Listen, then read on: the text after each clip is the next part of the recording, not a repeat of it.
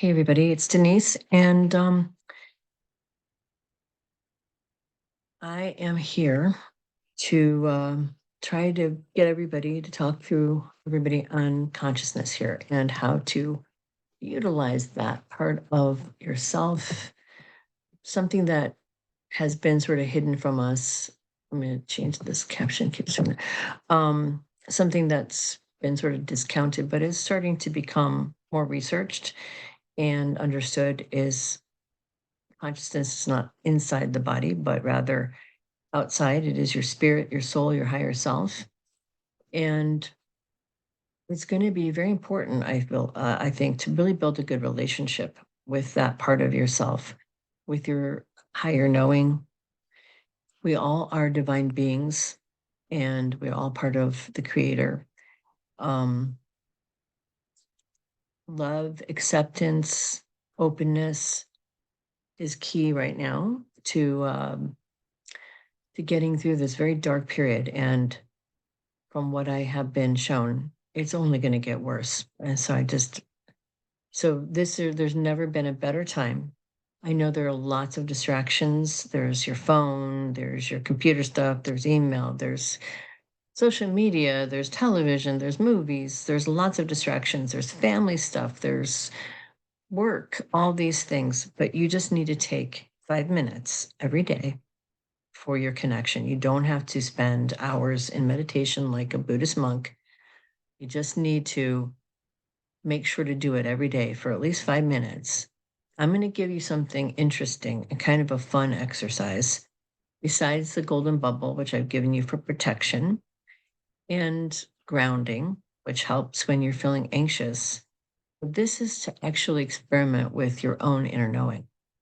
And I want you to use it and try to just work with it for a while and then try using it in different contexts.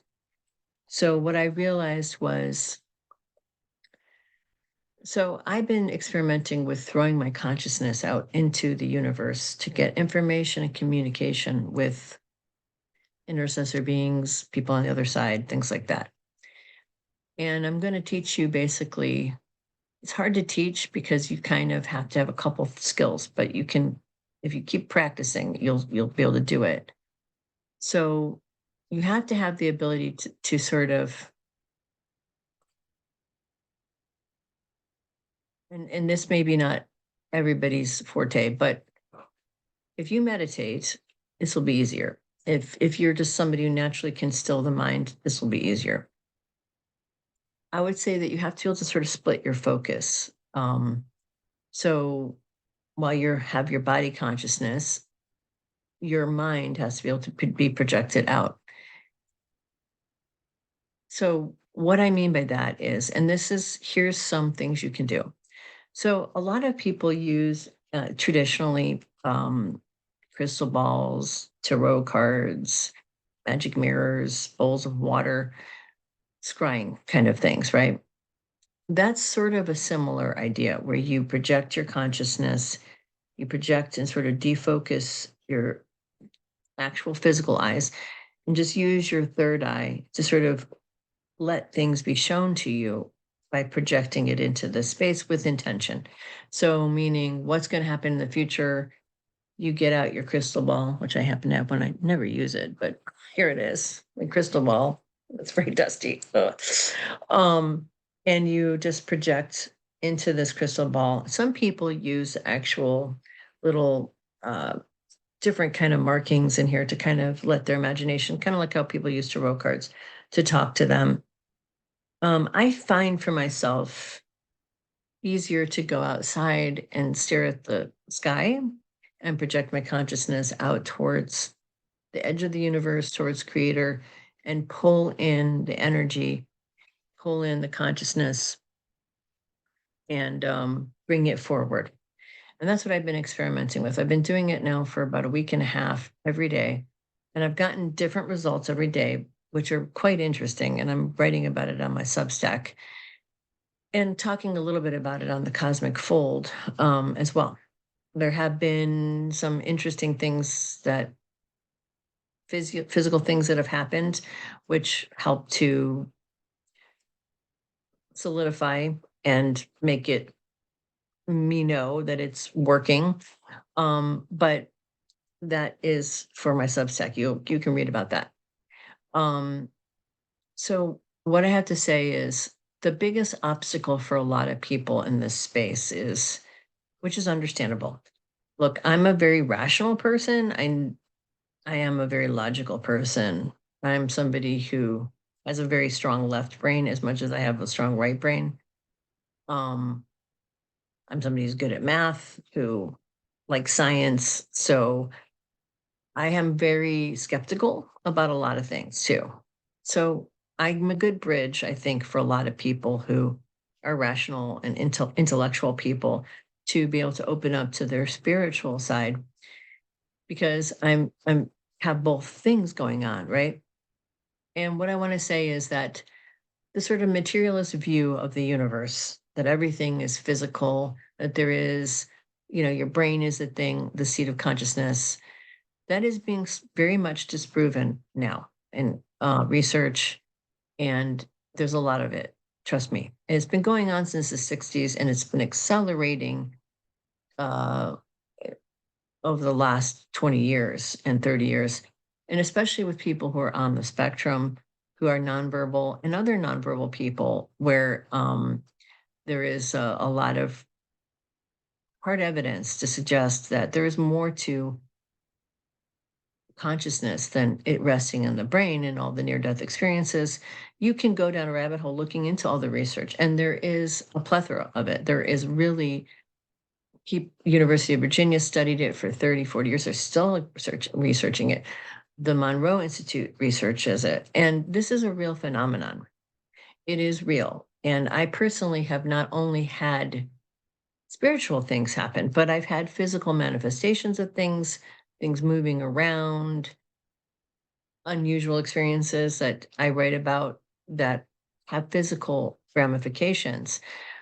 So again, my skeptical brain always likes to have the hard proof. But let me just say the hardest thing about doing this stuff is trusting it. And because we live in a culture where might makes right, money is supreme, outer power and power over others is what is valued. And your connection and your spirituality and your divinity and your ability to call upon your own knowledge and knowing. We're all discouraged from that, right? You come up with an idea and somebody's like, well, where did you come up with that? Where'd you get that information? Well, I got it from source. That's not an answer most people would say, right? No, it has to be Nietzsche or some great philosopher or some great, you know, book somewhere that told you what to think. And what I'm teaching you is the opposite. I'm teaching you to trust your inner knowing. I'm not blindly, like, because not all of us, we all have biases, and information is not always literal. So you have to be sort of balanced and come to this whole thing with an open heart and an open mind and try to be in your truth and authentic and not arrogant. These are really huge things because arrogance, ego, selfishness, all those kind of shadow things, they get in the way of information, and you can get a trickster being or lying or misinformation because your ego is telling you something.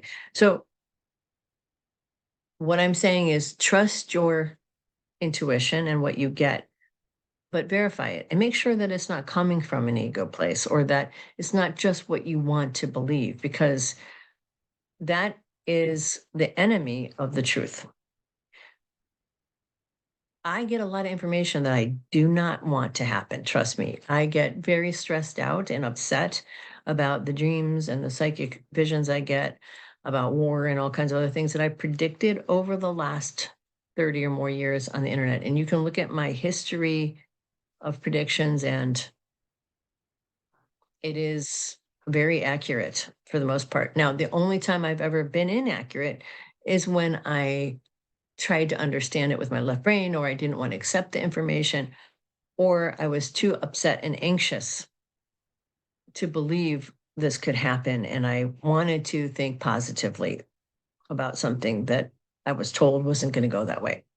So I can tell you that our own biases and needs can get in the way, and that is what creates, for most of us, a problem in terms of discerning the information. And so being clear, clearing out your energy. So maybe I should actually start with that and then do the throwing out the consciousness part after this, because you need to be clear and open. And so let's start with that. And then I will also do a video on how to cast your consciousness out into the universe to get information after this clearing piece. So, a meditation to clear out your energy. You close your eyes, you pull in the white light. And this should be white, not the golden white light, which is the logos, but just pure white light all the way through the top of your head, all the way like a lightning rod through all of your chakra system, out the bottom base into the earth so that you're grounded too. You pull this all the way down and you allow it to break into a rainbow so that every single color, as it hits each chakra, fills that chakra with that color. So you have the white light, and as it gets to the seventh chakra, it becomes violet. And the violet light, feel it sort of spinning and being purified and cleansed by the light, being put in perfect balance and spin, transmuting any and all blocks and negative energy that is there. And then pull that light down, that white light, like a beam into the third eye, cleansing, clearing, putting it in perfect balance and spin, emoliating, transmuting any and all blocks or negative energy there, all the way down to the throat chakra where it turns into the blue light, lighting up that chakra, transmuting any and all blocks, negative energy, turning it into perfectly balanced, clean and clear blue light of the chakra in perfect spin and balance. And then to the heart chakra, which is where we store a lot of our pain. So this turns into beautiful, brilliant. I always think of it as more like a spring green color line, like a beautiful green of the springtime. Some people think of it as an emerald green. And just feel that green energy light up in your heart and feel all of that pain and in any kind of blocks or past hurts being transmuted into perfectly green light so that it is in perfect balance and spin so that everything is clean and clear so you can remain open and open-hearted, because this chakra is the chakra that connects you to all things, the love in your heart and the love of the universe. It's all coming through this chakra. This is really the seat of your soul in many ways. And this is your connection to the all. And then down into the will chakra, which is a golden yellow, feeling the spin and the brilliant yellow light up, transmuting any and all dark energy there, anything blocking you, anything causing you negative, any kind of anxiety or stress that gets held there, and just feeling it completely blasted away by this golden light, this white golden light, and just feel as it puts it in perfect spin and balance, cleansing and clearing, and then continuing down, turning the white light back on, and then hitting the orange chakra, which is the sacral chakra, the one that controls your sexual functioning, your creativity. Just see as it blasts through into bright, brilliant orange, transmuting everything going on there, anything blocking you, any negative emotions or feelings or stress or sexual trauma, emoliated and transmuted into beautiful orange, brilliant vermilion light, into perfect balance and perfect spin and totally cleansed and cleared. And then down the white light shining down into your root chakra, or your Kundalini chakra, or whatever you want to think of it. It's the root chakra that controls all your fears about life and being grounded to this earth, and just see as that light lights it up and turns it into a beautiful, brilliant ruby red, transmuting any and all stress there, any darkness, anything left behind, any blocks, any pain or suffering that you have taken on, and just completely transmuting it into beautiful, perfect, brilliant ruby red, cadmium red if you're a painter, and just let it go into perfect spin and balance, totally cleansed and cleared. And then now the white light comes out of that chakra, out of the base and into the earth. And you can just let that energy continue to flow through you until you feel grounded and good, cleansed and cleared, and continue to visualize the white light spreading out throughout your body, cleansing your spirit, cleansing your physical body, and just emoliating and transmuting any and all stress or negative energy in your field all the way out to your auric field, and just feel yourself in a bath of golden white light. And I think of it kind of as liquid because it's like thick and heavy and soupy, and it kind of gets into all the nooks and crannies. So just visualize it like rain of golden, of white, beautiful, perfectly balanced white light all the way through your auric field, cleansing out and transmuting anything sitting there, any negative feelings, any negative emotions, any anxiety, anything your body is taking on or working on to get the wrong direction. Just feel it blasting out any and all dark things in your body, mind, soul, spirit, and auric fields. And you can do this for as long as you want. You can take it slow. You can do it fast. If you do it regularly fast every morning, you'll feel pretty good. So time is one of those things to remember, that if you only have a few minutes and you do one of these meditations every day, when you wake up, when you go to sleep, whatever time, a little bit of time, even if you're able to split your consciousness. So like I do a lot of things, I'm used to getting information while I'm still kind of awake, where I'm talking or I'm, doing something else. You can even do it in that space if you have that ability to split your consciousness like that. If you can do it while you're hanging out, and you can just kind of do this meditation internally. If you can split your consciousness, you can continue to stay in connection with source, even if you're still here, kind of, if that makes sense. That's another thing we're going to work on next time, is splitting consciousness and throwing consciousness out into the universe to get information. But let me just say that you are always in divine communication, and you can also open up the top of your head and feel your connection to source through your higher self. Your higher self hangs out right here above. Your higher self is your spirit or your soul. Even though I said this is your seat of your soul, your heart is where you filter all love and connection to the universe. Your higher self, your spirit, your higher self is your consciousness that continues on forever. And the root chakra of that consciousness is magenta. So if you want to connect to your higher self, you can visualize the violet ray going up into the magenta, can open it up to that magenta energy, and kind of feel all the way up through, which is more luminous colors that are similar. They're more blue shifted versions of our chakra system in the higher self. And just connect yourself all the way up to that body of the higher self. So imagine it's magenta and the orange is shifted more like towards a lumen. The colors are not the same.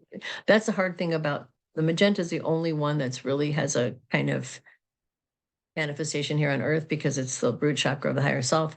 All the other colors are like shimmery kind of astral plane colors that are hard to describe. So you're just going to have to see what you see, kind of shimmery colors going up that are related colors to the physical body, and just feel yourself. And if you can't visualize it, just visualize it going all the way up through the higher self body, coming up the top of that, and just feel yourself pulling that in. You can do that. You can just open yourself up. I have a name for my higher self. You can come up with that and just call it in when you want.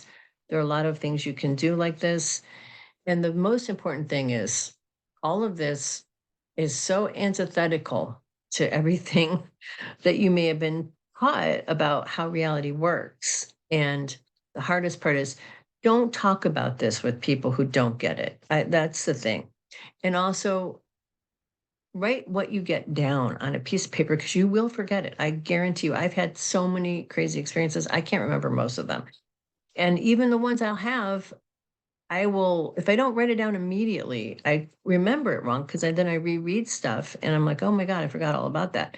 So your brain kind of goes, it's like your spirit information is operating in a different consciousness. It's not a left brain thing. And your left brain will just kind of delete the information because it doesn't make sense to it. So important to keep a journal and don't judge yourself. Just let it evolve. You don't have to talk about it with everybody except for people that understand and support you. And, and just keep your journal and come back to it later. After you write all your experiences down and your different things, after about a month, then reread it and see how much information is in there. You'll be surprised and amazed at how much information and how much connection you actually have.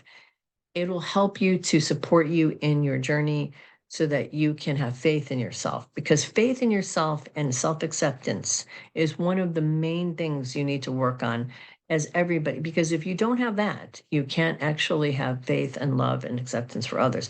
And that's an old adage and sort of a tropey kind of thing to say or whatever, not really a trope, but, just one of those kind of things that people throw around.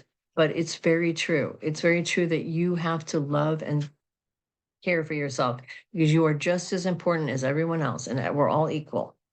We're all parts of divine consciousness. There's no one better than you, and there is no one worse than you. All this gamesmanship and things like I'm better and you're, all these things, that's all bullshit. That is completely bullshit and irrelevant. So just keep your humility, your love, your openness, your genuineness, acceptance of yourself and others. That is your ground in beginning real information and truth. If you don't do that, you will get tricked. So that's my lesson for today. I hope you guys take this on and try this challenge. Blessings to all of you. Much love. Things are very funky right now, so it's super important that you do this work, not only for this world, but for yourself and for your family and for the future of humankind. That may sound crazy, but trust me, it's true. Blessings to all of you. Have a wonderful, wonderful day. Take care of yourselves. Bye. Blessings, love.